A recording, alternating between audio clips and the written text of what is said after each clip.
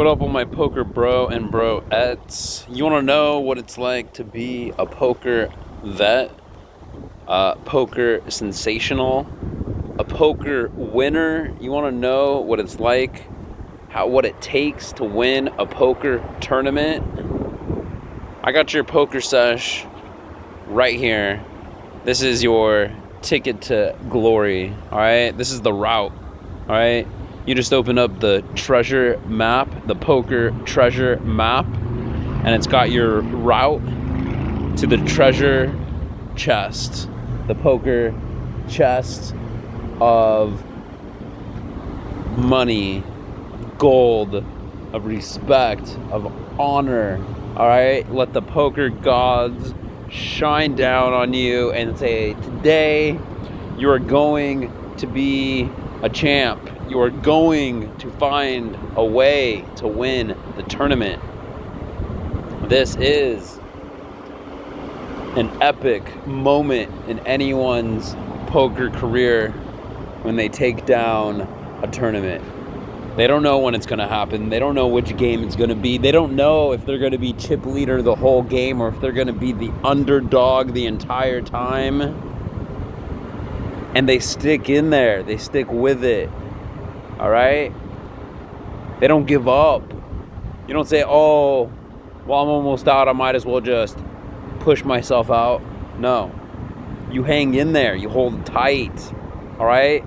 You say, I don't want to leave this tournament. I don't care if I have the fewest chips out of everyone. I am going to do everything in my power to stay alive, to stay in this tournament, to double up. And that's exactly what you're about to see in this two-part expedition, I like to call it, on finding that first place. All right? As you see us, pretty much I'm in several tournaments going on at the same time for the session. We do have the $2,500 $5 progressive KO bounty tournament at $25. We also have the dozen 12K guaranteed for $40.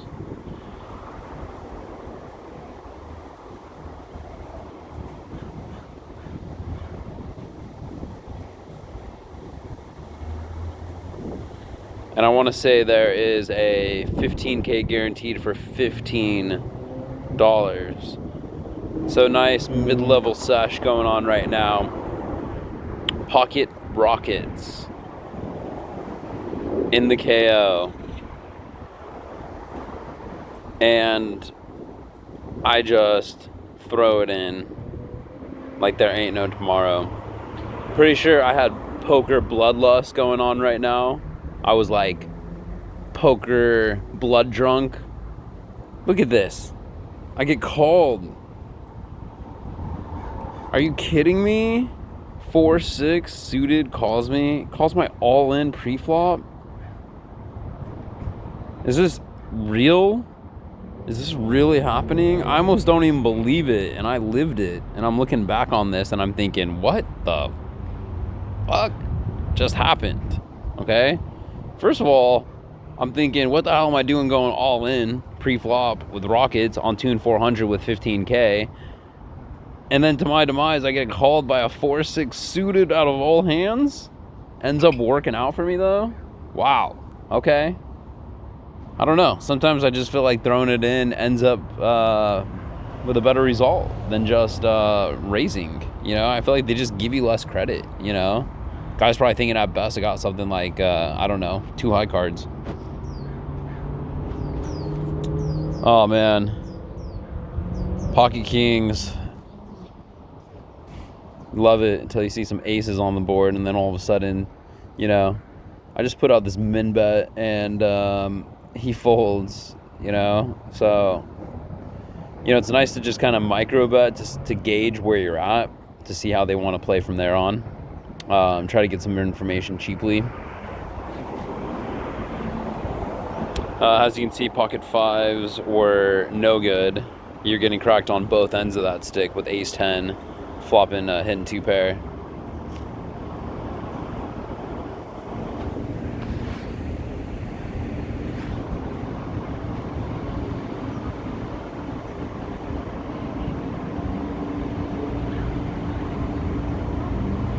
Pocket Kings. Gotta love it. In the KO, I'm smelling my first bounty. Chip stack looking really healthy in this KO. Once again, due to those pocket aces. And here we are in a great spot to take some money. And sure enough, Pocket Kings are good, as they should be against A6. Congratulations, you just won $2.50. I'll take it. In a $25 tournament, it's 10%. Plus chips. Here we are in that $16K, $15 buy-in. Ace Jack suited in the dozen, bringing it in for a double bet. Kind of looking for some information. Ace King suited in that 15. And I go ahead and re-raise it, which is worthy. Sure enough, the Ace Jack, we get information. We're up against a 3 and a 4 bet, and that makes our life a lot easier to just throw it away. And we're up against Rockets and 8s. And Ace Jack is just so far behind. Ace Jack suited, excuse me. Thank you for that, Ace Jack suited. This guy go ahead and shoves on us, and that's something that you got to be careful on is, you know, hey, if you re-raise it, you know, they might just put you in. And the question is, do you want to get put in? Do you want to risk it? Because if you do, you're going to end up broke like me in this hand, when really maybe you could have just lost 6K and then maybe another 10 or 15K, break, and now you're still in the tournament minus 20K, not your whole stack. Ace Queen, I never like getting re-raised when I have Ace Queen. Just leaves a sour feeling in my soul. And sure enough, on a brick board, you know, I'm pretty much throwing in the towel until, you know, we do pick up a nice little river, and the question is, can it pay us off? And if it can, what's going to pay us off? You know, does he think we're bluffing? And it looks like he ends up paying us off, which is nice. I decided to fold against the short stack all in with Jack 9 suited. Totally questionable if that's worthy of playing. It totally might be. Showing my proud folds with my Ace Jack. We do have a pocket 5 right here, and it is dirty and early in position, Diamond Club. And sure enough, we do get a re-raise, and I really just feel like I'm over the hand, minus 2,500 that I could have saved. Do that 10 times, that's minus 25,000 you could have saved. So, you know, don't get nickeled and dimed to death. You know, try to hold strong, you know. Queen 10 suited, of course, always looks so good. Broadway's suited. Any Broadway suited always looks good. But I'd rather be in a spot like this. Pocket 10s versus 9-10 suited. Pocket Jacks, Diamond Club, you know, early position against a Razor. You know, it's a very questionable spot. You know, I think, honestly, you should be re-raising that. But just, you know, I get the beat down so often that I almost would rather just play coy and almost, like, look to get rid of it and look for, like, a better spot. But they have no interest in the hands once we get to the turn, you know, and I do have a nice backdoor flush draw, only one over, and when they show no interest, I decide to put in just a min bet, and it gets the job done, you know. So, you know, we could warrant a re-raise, definitely, pre-flop, and then a follow-through on that flop and turn, you know. Nonetheless, still, you know, a victory. But we left some money on the table for sure.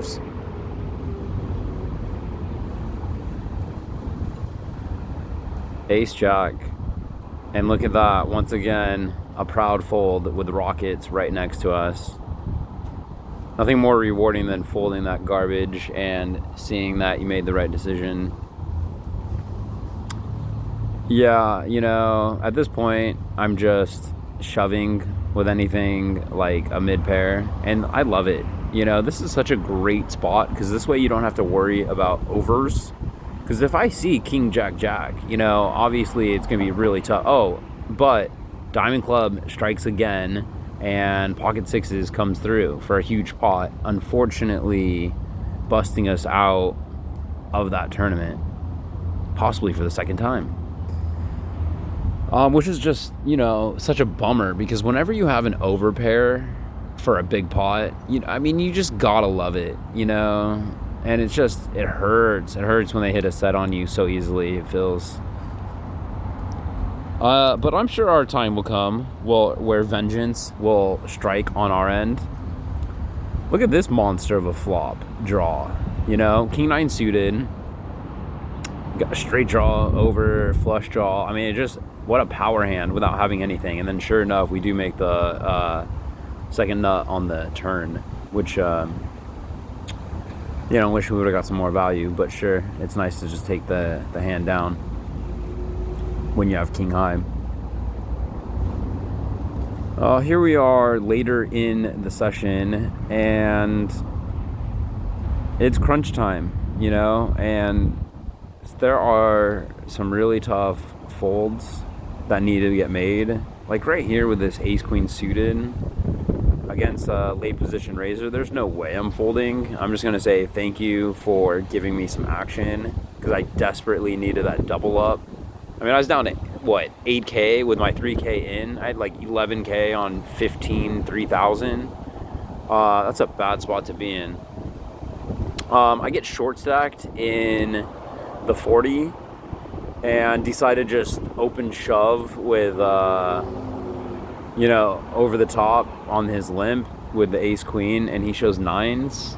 And I don't like being in that spot, you know, because I got 6 outs at max, you know, on a regular day. And that's not where I want to be.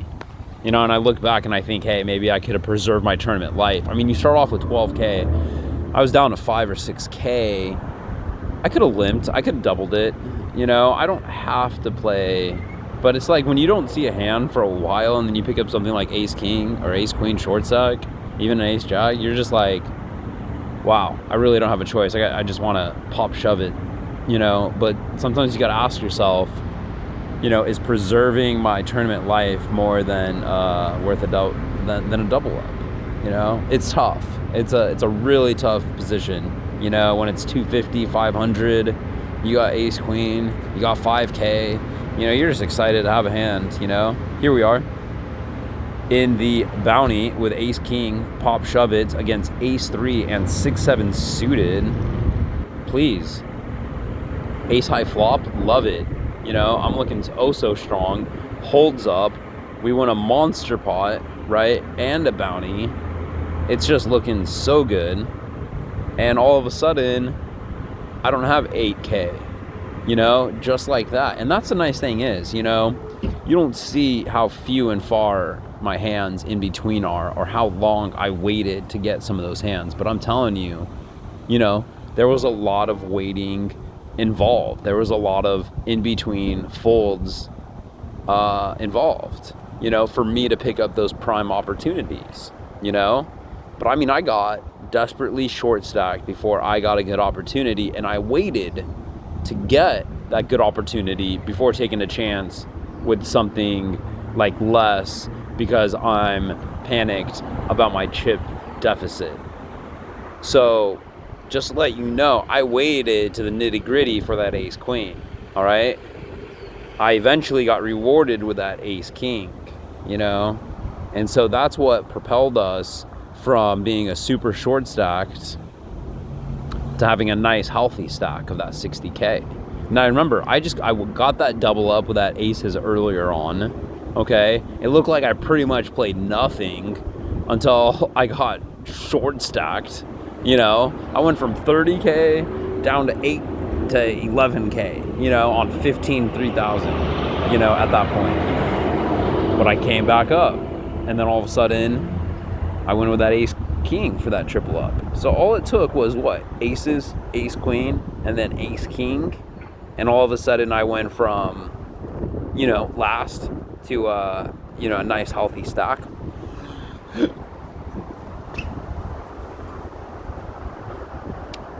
I am in the middle of we'll start playing some triple ups. Yeah.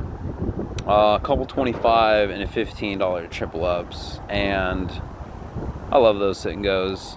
You know, I want to master them so bad. You know, such a good time.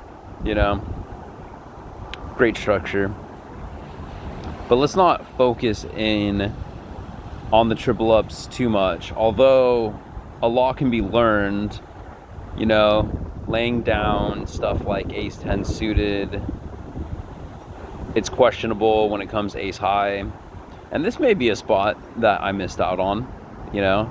Not every ace 10, ace jack, you know, ace 9 is a good fold. Sometimes you do have to play him. Sometimes you should capitalize on him. And as you can see, this was all me. Not sure how much money I would have gotten, but at least, you know, it would have been mine.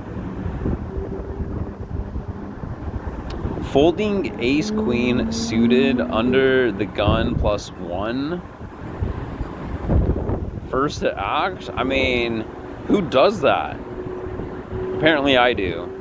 And sure enough, it comes out like these guys are just battling with 6-7 suited, 10 jack suited, and I'm thinking, wow, and I'm mucking ace queen pre-flop. Like, what am I doing, Corey? And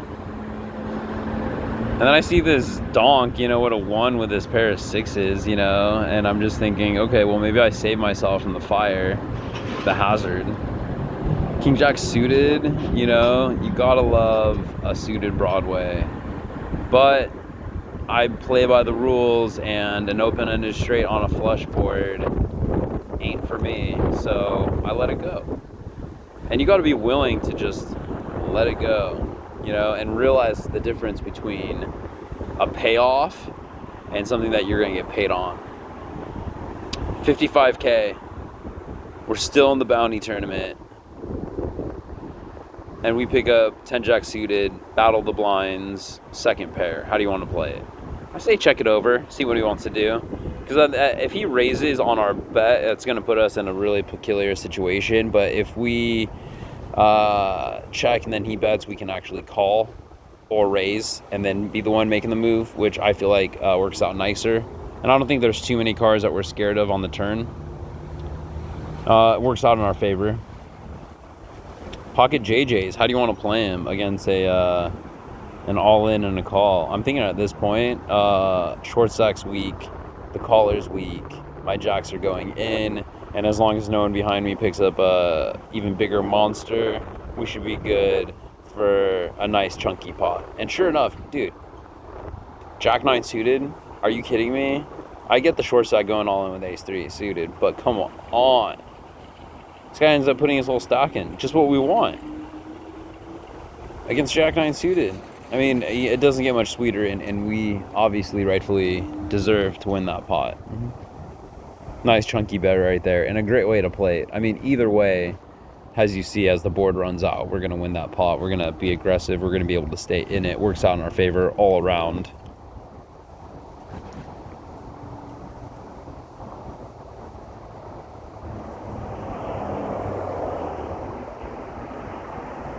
Pocket threes, when they show no interest, I throw in a micro bet, and it works out. You know, on that prepared board, you know, I got double checks twice, so why not take a stab at it, you know? Showing a nice fold with the ace 10 suited. Showing potentially nice fold with the pocket deuces. Until you see it kind of check all the way down and high card takes it. But you're thinking, wow, 4 spades out there. I got 5 overs. You know, is it possible? Yeah, when you see queen 6 high, take it. You're thinking, okay, well, maybe I should have done something with the deuces. How much would I have won? Could I have won? Probably not that much. You know what I'm saying? You have to ask yourself, you know, if you raise and build a pot, you're going to put yourself in a situation where they're going to want to try to steal from you a lot more than if it's a low pot, you know, with you know, not much to gain from it. You know, so at best with those deuces, I could limp in and check around with all those guys and then take down, you know, the blinds. Because I raise, someone calls, and now they see that I'm checking it down, they might put a stab at it, and now I'm forced to fold, and my bigger pot just went to him.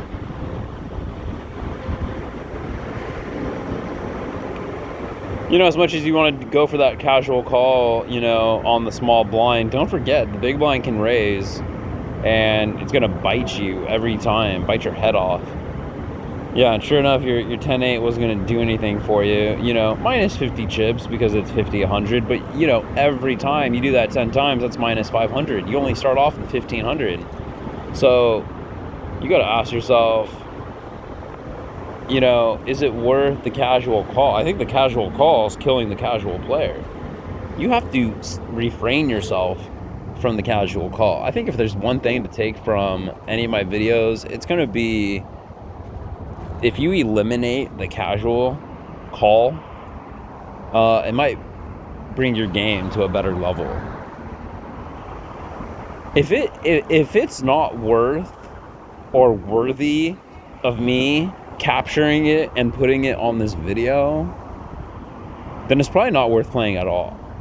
And you can take that with you. So, you know, you're sitting there with an in-betweener and you're thinking, hey, do I want to acknowledge this to the point where I want to show the world this particular hand? And if you're like, no, there's nothing significant about this, well, maybe you should just fold and save your money. Because you're going to end up getting punished. And in any tournament, it doesn't seem like much, but it adds up. And it adds up over time and over a career. But just for the structure of the tournament, I mean, if you start off with 1,500 and you lip in for 100, it doesn't seem like a big deal, but it technically is 1/115th of your stack. And if someone raises, you just threw that away. And if you compound that mistake and end up calling a raise, okay, a casual raise, you know, even if it's just, well, I mean, what if the guy makes it an extra 100? Well, all of a sudden now you put in 100, now you're putting in an extra 100. Well, now you're spending 2 out of your 15, okay? And what if you chip off a piece of that flop? What if you're 10-8? What if you spike an 8 or a 10? Now the guy bets again. What are you going to do then? You're going to call again? Now you're calling 100, then you're calling an extra 100, 200, 300. Well, what if it just went 111? Okay, that's 300 plus the extra 200. Now you're spending 500 on that 10-8 because you hit second pair. That's 1/3 your stack. You're wondering why you're turning short stack in all these tournaments. I'm telling you, it's the casual call. You can't be casually calling every time you want. You have to pick and choose your battles. When you have something nice and you casual call, that's a smart move. You know, when you have something like Queen Jack suited, 10 Jack suited, and you're, you know, you got to be a Jew. You got to be a frugal Jew. You got to be like, yeah, you know what? I'll put an extra 50 in with this 10 Jack suited. And you're thinking, wow, of course, you know, that's such a big hand. You can't even question raise. No, be frugal, refrain, you know. You brick that flop, all of a sudden, you're happy that you didn't put in extra money. You're happy you didn't get involved out of position. And then what are you going to do? You're going to start bluffing it off? You're going to find yourself out of these tournaments really fast. You start playing like that. You know, that's just me, though. But look, speaking of frugalness, my 60 grand went down to 13 grand before I picked up an ace jack to play in this bounty. That's how bad I wanted it. I did not want to sacrifice my chips. And look at that. Holy smokes, dude. I'm banging it out on the river to stay alive. You think I wanted my 60K to go down to 13K before I made a move? No, but I wasn't willing to put it in with anything less at this point. I've been playing this game way too long.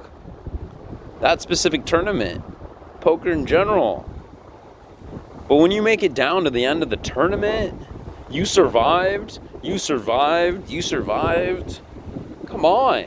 You really want to just throw it away because you're scared that your chips are dwindling and you feel compelled that you have to make a move? I understand. I get it.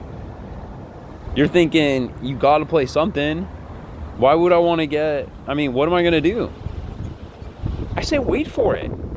It is going to come. Mathematically, it is going to come. Okay? You will get a hand worthy of playing most of the time if you wait for it. You don't think I was tripping out? I mean, I finally went up to 60K. You don't think I wanted to, all of a sudden start playing aggressive?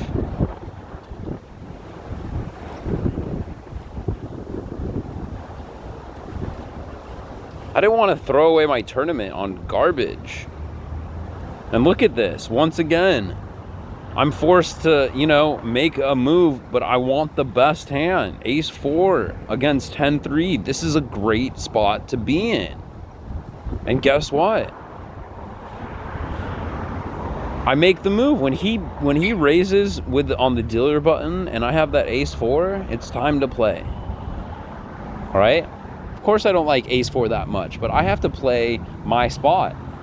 Knowing that he could be raising with anything with a big stack on the button. I'm now in a great spot knowing, okay, there's enough money to get the big blind to fold. I can get heads up with a on the button raiser.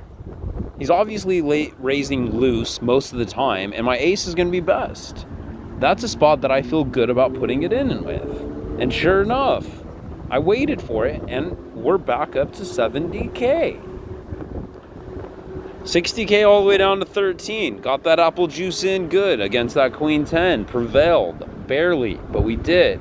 Then, got a good spot with the ace 4. Got to take it. Can't be scared of the dealer raising. Got to say, hey, this is an opportunity. Took it. Brought us up to 70K. And look at that. Just like that. Back in the game.